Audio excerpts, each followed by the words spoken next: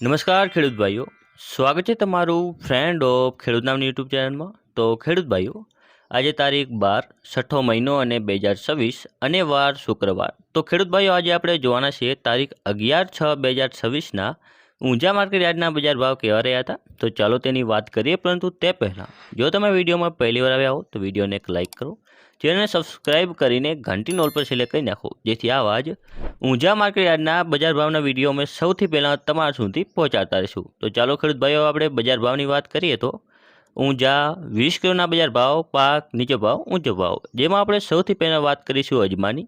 તો જે છે 1000થી લઈને 3432 રૂપિયા સુધી. પછી છે તલ સફેદ, જે છે 1800થી લઈને 2500 રૂપિયા.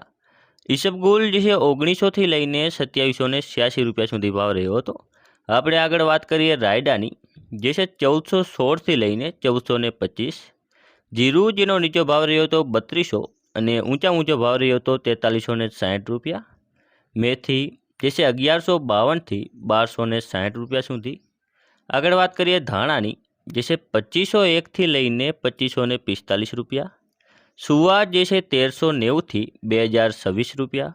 અને વરિયાળી, જે છે 1200થી લઈને 4760 રૂપિયા સુધી.